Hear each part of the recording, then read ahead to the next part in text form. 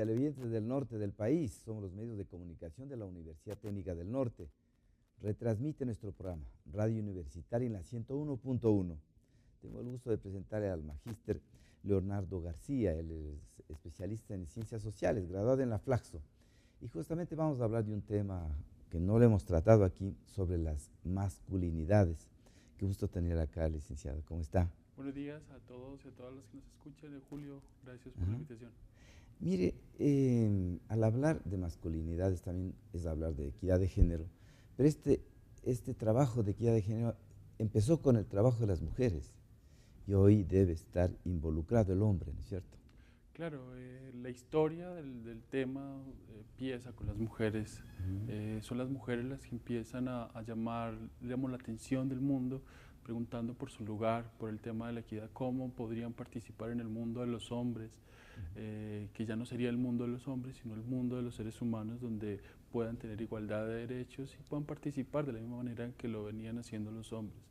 Y en realidad que debemos un poco profundizar el conocimiento de lo femenino y de lo masculino para tener una convivencia más saludable mentalmente, no solo físicamente, sino mentalmente. Claro, digamos hay un reto, un desafío para la sociedad ecuatoriana y para el mundo en general, y es empezar a reconocer que tanto hombres como mujeres tenemos igualdad de potencialidades, tenemos unas dimensiones que explorar y que, digamos, no se han reconocido en su máxima potencia porque precisamente las mujeres han ocupado lugares secundarios en nuestras sociedades. Entonces, en la medida que vamos, digamos, ganando en derechos y gracias a la labor de las mujeres, es que vamos reconociendo ese gran potencial y el gran aporte que hacen las mujeres al desarrollo. Y de hecho, pues Naciones Unidas, ya lo he dicho muchas veces, mientras las mujeres no ocupen lugares desde la igualdad, desde el acceso a derechos, a oportunidades, pues el desarrollo de las sociedades y de los pueblos no va a ser posible. Y algo visible aquí en el Ecuador es justamente la institución donde usted estudió, en la Flaxo. Yo en algún momento leía un documento del 2000, desde hace 16 años, mire, ya se estaba tratando de llenar un vacío sobre la construcción de las masculinidades. Y la Flaxo editó un libro que se llama Masculinidades en el Ecuador, con el año 2000. Mire, desde ahí estamos trabajando, pero ¿qué ha pasado? No progresa, no logramos involucrarlo al hombre en esta toma de conciencia y que ya por lo menos disminuya el feminicidio. No llevamos ni la mitad del año 2016 y estamos con 40 mujeres asesinadas por su pareja. Claro, tocas un punto muy interesante. Las masculinidades como tema de interés académico surgen en el 90, a finales del 90 en el país. En el 2000 se edita un texto icónico y que es representante de Ecuador, digamos, en la región, el Javier Andrade y la Gioconda Herrera, publican un texto digamos, respondiendo a las demandas que hay en toda la región para conocer sobre los hombres, qué pasa con los hombres, qué está pasando con esas construcciones, porque finalmente la pregunta inicial era cómo construyen los hombres su masculinidad, qué está pasando y eso por qué nos está llevando a unos ejercicios, unos escenarios de violencia tan profundos, tanto para ellos mismos como para las mujeres. Entonces, hoy día, digamos, el desarrollo no es tan importante, digamos, ese fue un punto muy alto, no hemos alcanzado un punto igual, se ha avanzado en investigación a nivel de pregrado y posgrado, pero no tenemos, digamos, un cuerpo de desarrollo teórico importante en el país. Claro, tenemos una gran necesidad hoy de empezar a ver qué está pasando con los hombres en términos de la violencia. Por ejemplo, el tema de la salud es fundamental. Sí. Los hombres somos, bueno, digamos, hay una frase que puede resumir un poco la relación de los hombres con el tema, y es que los hombres construimos la masculinidad como un factor de riesgo. Y no solo respecto a la violencia contra las mujeres, sino respecto a nuestros hábitos y nuestro cuidado, por ejemplo. Entonces, somos los que más consumimos tabaco, somos los que más consumimos alcohol, etcétera, etcétera. Entonces siempre estamos asumiendo prácticas de riesgo que nos ponen en riesgo a nosotros y a nuestra familia, a nuestro entorno. Y desde ahí vamos entendiendo esas identidades, cómo nos están produciendo como varones. Y desde ahí, bueno, eso nos ha permitido ir entendiendo los ejercicios de violencia contra las mujeres. O sea, 7 de 10 mujeres en el país, según el último dato que tenemos del 2010-2011, sufren violencia por su pareja. Las cifras son así, digamos, escandalosas. 1,5 millones de hombres ha jaloneado a su esposa, le ha pegado, casi 300.000 han disparado a su pareja, y cifras de esa naturaleza. O sea, el 25% de las mujeres ha sufrido violencia sexual. Y tenemos un gran problema allí, es porque nuestras identidades como hombres, digamos, no han estado orientadas a la construcción de una sexualidad saludable, por ejemplo. Exacto. O sea, no hemos reconocido en los hombres una dimensión del ejercicio de los derechos sexuales e incluso reproductivos. Simplemente lo asumimos como un patrón, un mandato cultural, donde los hombres tenemos que estar dispuestos, entre más mujeres tengamos mucho mejor, acumular. Y aquí es acumular en todos los sentidos. Acumular desde lo económico, que es una forma de medir el éxito de los varones, pero también acumular mujeres. Y esto sirve para refrendar la masculinidad con los grupos de amigos, los grupos de pares, y socialmente fue validado y todavía sigue teniendo un lugar de privilegio aquel hombre que es capaz de tener muchas relaciones. Lo contrario sucede con las mujeres. Una mujer que, digamos, atiende a sus derechos también de establecer relaciones con varios hombres, pues inmediatamente es catalogado, o incluso solo con uno, pero que sea ella quien asuma la iniciativa, ya es un rasgo que la va a colocar en una posición de desventaja, incluso de señalamiento social muy fuerte. Y tomando en cuenta que tenemos un marco jurídico, una constitución basada en derechos, entonces tiene que haber coherencia entre, y claro que interviene entre la sociología, la antropología, cómo construye las identidades, porque mire, en el área urbana, por supuesto, la mayor parte de la población tiene acceso a la educación. En el campo la cosa es más terrible, donde la pareja, el macho, el hombre, va al trabajo a 2 horas de la casa y la pareja, la mujer, tiene que ir cargado un bebé, otro en manos, a dejarle la comida al señor a 2 horas de camino. Porque el señor al levantarse por la mañana no prepara el cucabe, que se llama en quichua, el cucabe, y lleve la comida allá y no es que no, ella está sumisa y sometida a ese servicio de llevar la comida al señor. Claro. Son patrones culturales. Y precisamente ahí radica el problema. O sea, tenemos una cultura que está construida sobre la base de los privilegios de los hombres. Es decir, la masculinidad y el sistema social nuestro en términos del género se ha construido una lógica masculina. Eso significa que los hombres, digamos, estamos en la cúspide de la pirámide, pero esa pirámide alguien la tiene que sostener y finalmente son las mujeres y todos los sujetos feminizados. Esto quiere decir las personas, los niños, las niñas, ayudan a mantener los privilegios de los hombres y otros hombres incluso, porque ahí no solo, digamos, interviene el tema del género. Ahí empiezan a aparecer otras categorías muy importantes como la clase económica, si eres urbano, si eres rural, tu grupo étnico. Y así hay muchas categorías que se van sumando y nos van dando el resultado de formas de discriminación y formas de dominación entre hombres y mujeres. ¿Por qué? Porque igual no todos los hombres somos iguales. ¿Sí? Por ejemplo, un sujeto hoy, digamos acá en la universidad, puede ocupar un lugar, digamos, trabajar en servicios generales, desde el que hace el aseo y tiene unos jefes, etc. Acá, digamos, él está en la base de la pirámide, porque tenemos unas jerarquías superiores. Pero ese mismo sujeto que aquí es subordinado, en su hogar, probablemente sea el que está en la cúspide de la pirámide y sea quien ejerce el poder y el dominio dentro de su espacio. Y de hecho, hay un autor que plantea que la masculinidad es algo así como que te invitan a que tú seas el capitán del barco.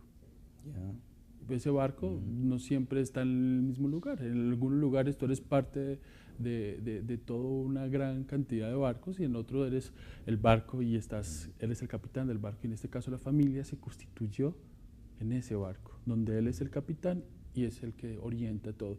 Y ahí aparecen este tipo de casos que tú mencionas, claro. Ella tiene que ocuparse de los trabajos del cuidado de su familia, pero además del cuidado de él, y eso implica que, por ejemplo, ella tiene casi 4 horas, en este ejemplo, a solo atenderlo a él. Son 4 horas que se podrían optimizar si él también hubiera desarrollado la capacidad humana de alimentarse, de cuidarse y llegar a arreglos incluso dentro de la familia. Porque probablemente si él se levanta a las 5, ella probablemente se levanta a las 4 o a las 4:30 para poder darle un trago de café o algo para que él se vaya.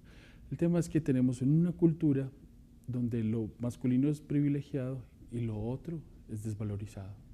Porque, y te lo pongo con un ejemplo así muy real, ¿cómo ofendemos los hombres a un hombre? O cualquier persona, ¿cómo puede ofender a un hombre? Simplemente se le dice que es mujercita, el último que llega es una niña. ¿Sí? ¿Qué significa eso? Estamos diciendo que las niñas, o ser niña, o lo femenino, no es positivo. Entonces lo ponemos a un lado, porque ningún niño quiere ser niña. Y desde ahí, desde esos juegos, aprendemos que lo femenino no es positivo ni es deseable, en términos de que yo quiero ser eso. No, lo positivo y lo agradable, lo que está bien, es lo masculino. Entonces todos los hombres, de hecho, desde que nacemos emprendemos una carrera muy larga para probar que somos hombres. Y la masculinidad se ha construido históricamente, primero siendo biologicista, después viene las ciencias sociales, después viene a la psicología, ¿no es cierto? Es una construcción. Claro, efectivamente, es una construcción que parte de una evidencia biológica, ¿cierto? Pero que además empieza a ser atravesada por la construcción cultural. Entonces, esta cultura específica determina unos patrones de a lo que deben responder los hombres, y eso se llama masculinidad. ¿Sí? Perdón. La otra dimensión es la identidad de género. O sea, este varón, ¿sí?, nace y empieza a construirse como hombre, y ahí empieza a identificarse como hombre.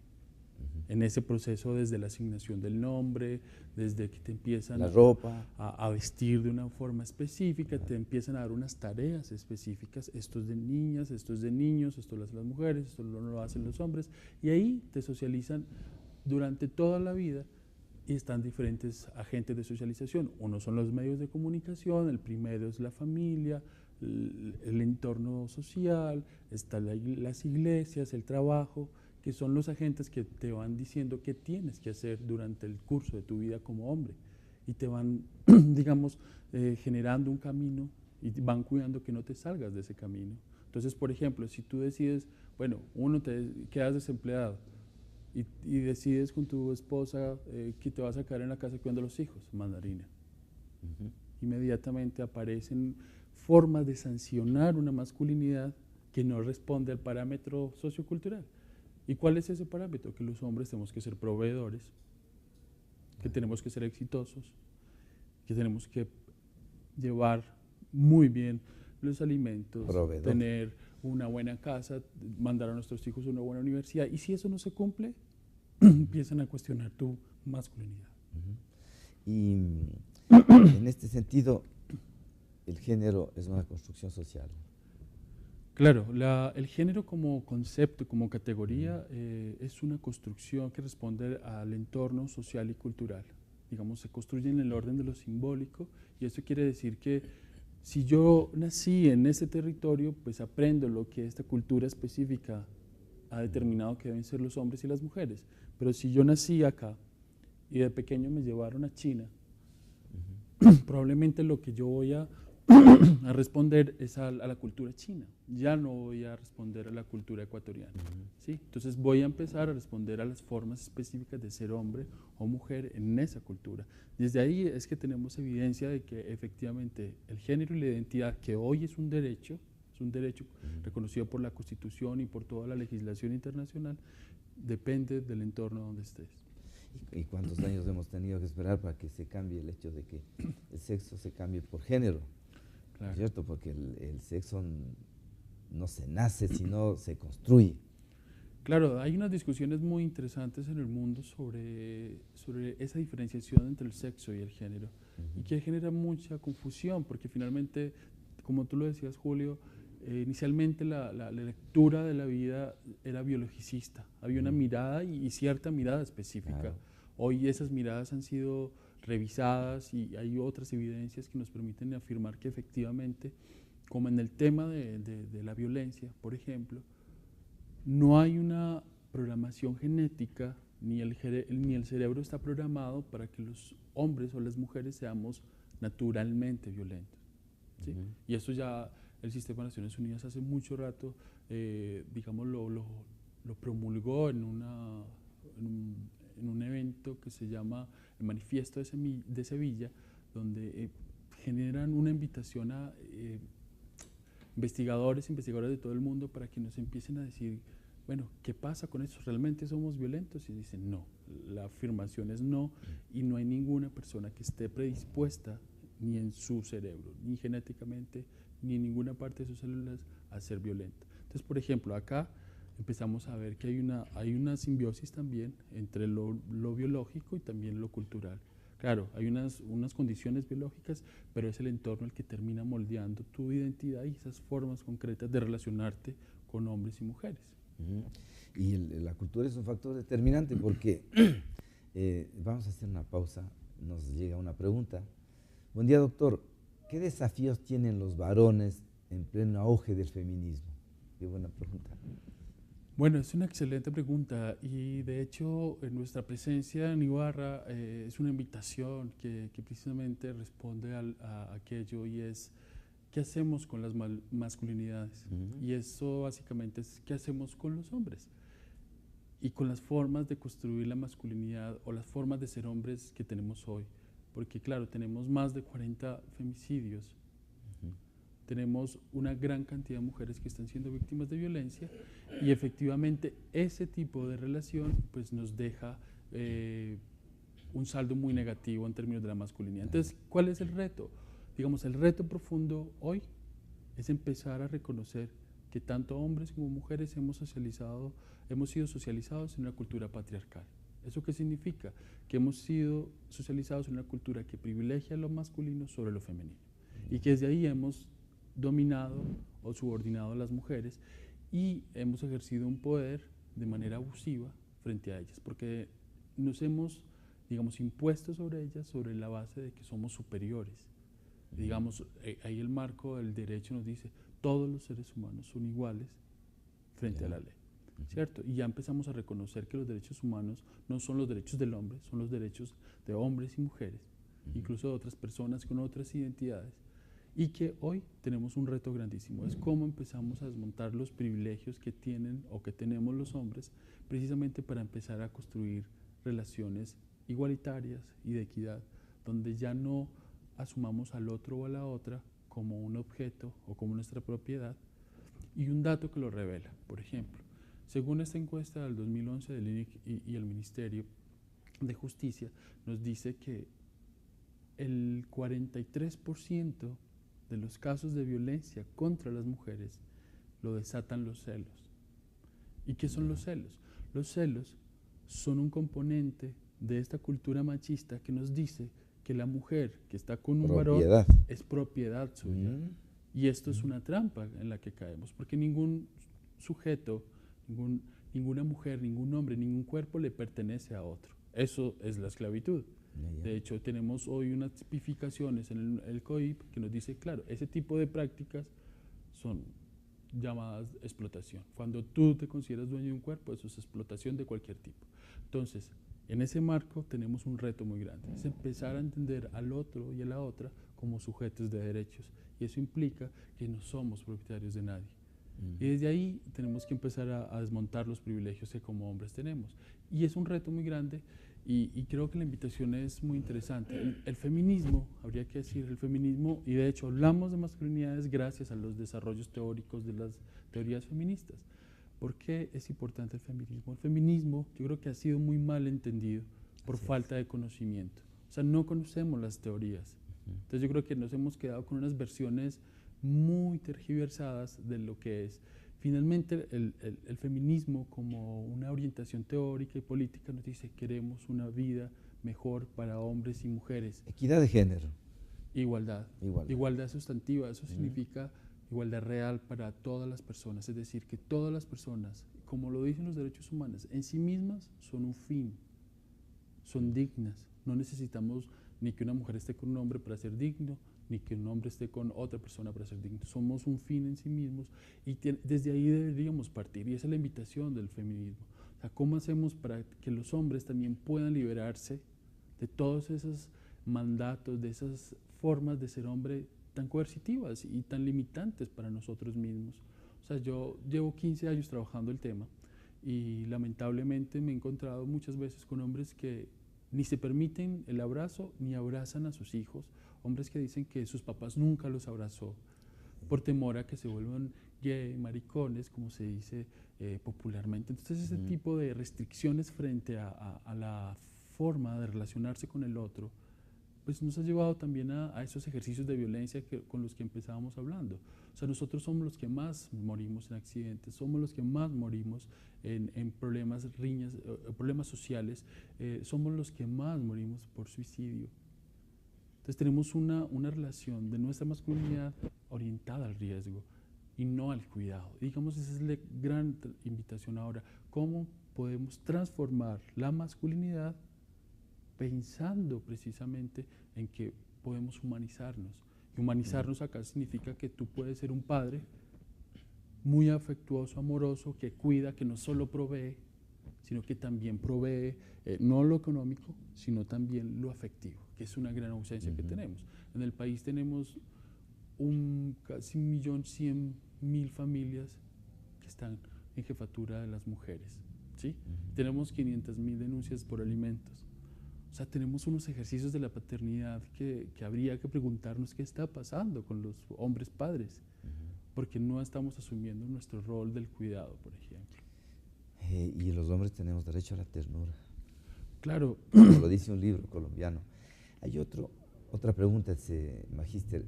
Buen día, doctor. ¿Qué define lo masculino que hace hombre a un hombre? Pues, bueno, esa es una muy buena pregunta. Lo primero habría que decir que en la cultura no nos preguntamos generalmente eso. Yo cuando aprendí a ser hombre, ¿de quién aprendí a ser hombre? ¿Por qué soy hombre? Y las respuestas son de múltiples entradas. Hoy, en esta cultura, ser un hombre lo define ser proveedor, ser heterosexual, hoy es ser hombre. Sí. O sea, claro, cuando tú no eres heterosexual en esta cultura, inmediatamente te expulsan de la masculinidad y te mandan al lado de lo femenino. ¿Sí? Una característica es ser un hombre, digamos, hipersexualizado. Es decir, los hombres entonces solo piensan en sexo y tienen muchas mujeres. Eso es un rango distintivo de esta masculinidad.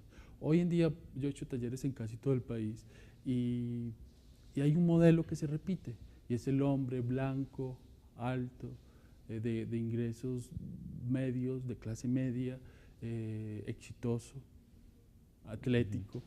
Entonces, digamos, es un patrón que de hecho ni siquiera responde a los Andes, porque el mundo andino no tiene, o digamos, mayoritariamente no hay una presencia de este tipo de hombres. La mayoría somos mestizos y estamos, digamos, sus modelos importados. Pero finalmente, como un derecho, que es un bien jurídico que tutela la ley ecuatoriana, ser hombre es simplemente identificarse profundamente en lo interno como eso, como hombre. Eso es lo que define la masculinidad. Y ahí, cada persona, y creo que ese es un mensaje muy potente, cada persona tiene la potestad, la capacidad de empezar a transformar su masculinidad. No porque nací en el campo, entonces tengo que pegarle a mi mujer o que ella sea mía. Sí, también puedo empezar a generar otras formas de relacionarme con la vida. O sea, no está, digamos, la cultura me da una información, pero yo como sujeto también puedo procesarla y decidir transformar eso hacia otro lugar. Puedo decidir ser un hombre diferente a lo que la sociedad me está planteando y desde allí construir formas, digamos, más humanizadas del trato. Y sabemos, hay evidencias en el mundo ya que demuestran que efectivamente los hombres que deciden asumir una masculinidad diferente tienen mejores beneficios, su salud se ve beneficiada, su familia se ve beneficiada, en caso de que sean padres, sus hijos y sus hijas se ven muy beneficiados, porque por ejemplo hay estudios que demuestran que un hijo que tiene un padre cuidador, pues rinden más en la escuela, por ejemplo. Magíster, ¿hay alguna actividad que está previsto para aquí, para la ciudad de Ibarra? Pues de pronto tenemos un minuto para terminar. Claro, el día de hoy estamos en el museo generando un espacio de taller, un encuentro donde vamos a estar con 30, 35 personas conversando precisamente. ¿Cuál museo? En el museo, del Ministerio de Cultura, el que era el ex antiguo del Banco Central, y vamos a estar allí el día de hoy. En contados minutos también vamos a empezar esa actividad con la invitación de qué hacemos con las masculinidades, y es una invitación a repensar precisamente. Invitado a la ciudadanía. Sí, lamentablemente tenemos un cupo reducido y hubo una inscripción previa, ya tenemos pues a las personas de acá, Ya. vamos a tener algunas personas del Carchi que nos van a visitar por la cercanía, muy pocas, pero digamos, este es un primer espacio y esperamos que haya la posibilidad de abrir otros. Así es. Por supuesto, quiero agradecerle al magíster Leonardo García, especialista en ciencias sociales, justamente hablándonos de masculinidades, sobre esos talleres que están brindando a nivel del país, justamente para que los hombres nos involucremos en lo que es violencia de género. Muchas gracias. Este programa se repisa luego el noticiero, 4:45 de la noche. Esperamos el día de mañana. Gracias, licenciado. Muchas gracias, Julio.